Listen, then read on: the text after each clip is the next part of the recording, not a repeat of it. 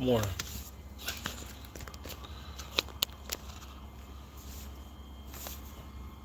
What's going on out there, you guys?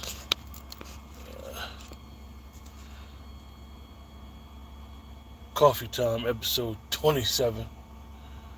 Hope everybody's good. Just got some quick thoughts, and I wasn't able to see all of it. Not like I would have sat there and watched all the coverage for the last 4 days of the RNC, Republican National Convention. And it's a strange thing. There's some people that tune into the channel, and I appreciate your support, that don't think that the channel speaks about politics. The channel speaks about issues that are going to affect the community that I come from, the black community, the foundational Native Black Americans. So I'm going to always talk about those issues that are important to the community I come from, no matter what aspect of life it's going to be about. That's what the channel's about. A lot of times I'll post a lot of videos from Sister Drea, who's a very good friend of mine. She's a professor, assistant professor, and she's degrees in social work, so I'll post a lot of her videos on the channel. But anyway, I just got some quick thoughts on the Republican National Convention, and my thoughts is not, which is interesting, it's not about Amber Rose. And I know that Amber Rose, for most people, she triggered a lot of people with speaking at the Republican National Convention, which is interesting that she triggered so many people. But anyway,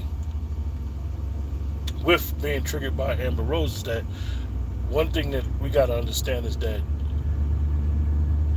when you're dealing with the two parties, right, the Democrats and Republicans, is that usually it's the Democrats that have put a certain celebrity out there or somebody from urban culture in front of their constituents and try to use their influence to turn voters to their voter base.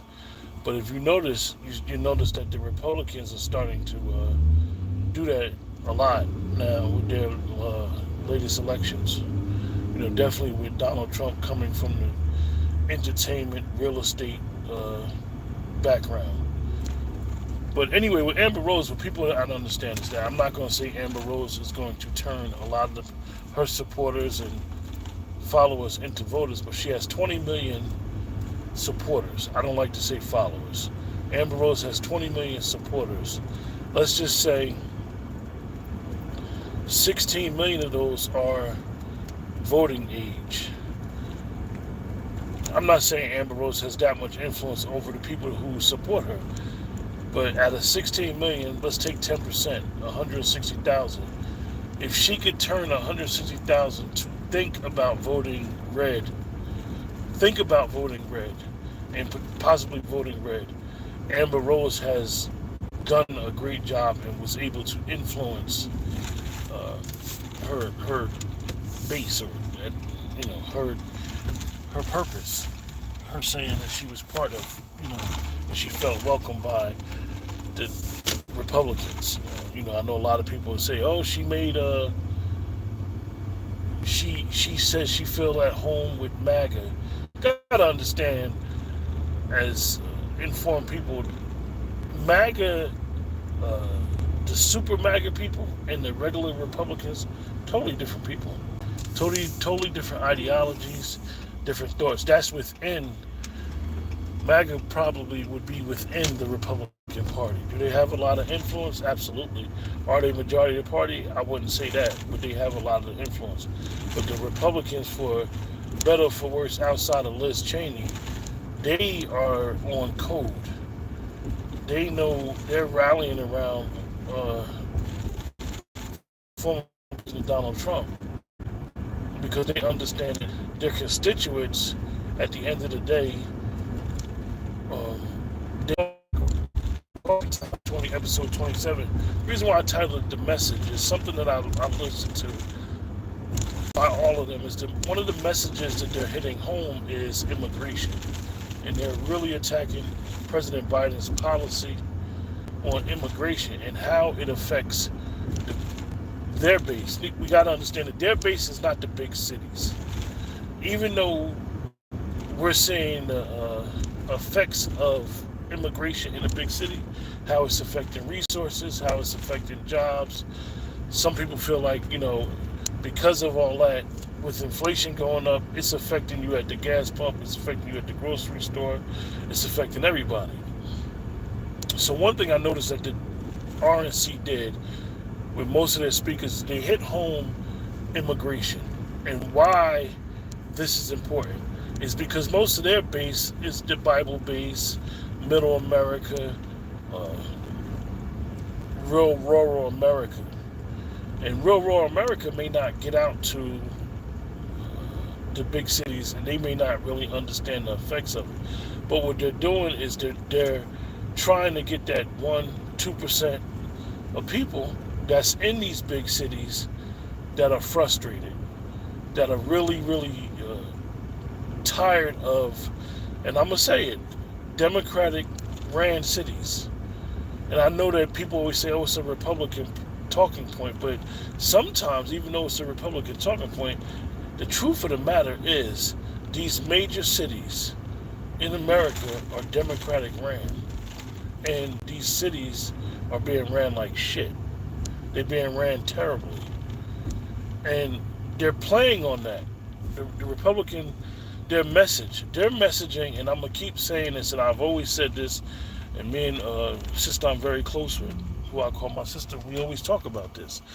The Republicans, for better or for worse, whether you like them or not, their messaging is always on brand. It's very clear what they're talking about. They're going to throw you a little fear in there. They're going to talk about safety. They're going to talk about policing. And now they're going to talk about immigration. They're going to smoke the Democrats on immigration. That's all we're going to hear for the next 60 days probably. So anyway, what they're doing is they're attacking the Democrats' whole stronghold on the major cities and getting people to understand or feel frustrated about the way that these Democratic mayors, governors are running these major cities. So we need to understand that their messaging, like I said, they just wrapped up the Republican National Convention.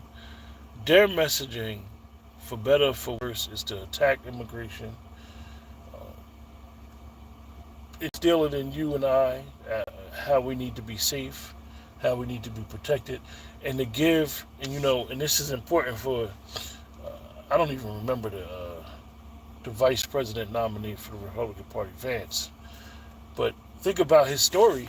His story is, and why they used his story so much was giving the little guy, the little American, the outlier, the guy from middle America, son of a addicted drug addict, who quote unquote beat all the odds. His story is on brand, that he beat all the odds, needed the opportunity to survive and strive in America, preach that American dream.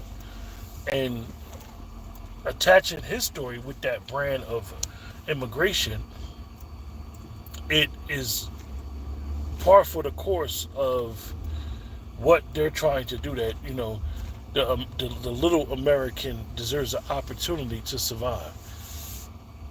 And why we're pushing, this present administration need to stop pushing all their resources towards immigration and illegals. So we need to understand the messaging. And hopefully for the people that are Democratic, from the Democratic Party, vote Democratic.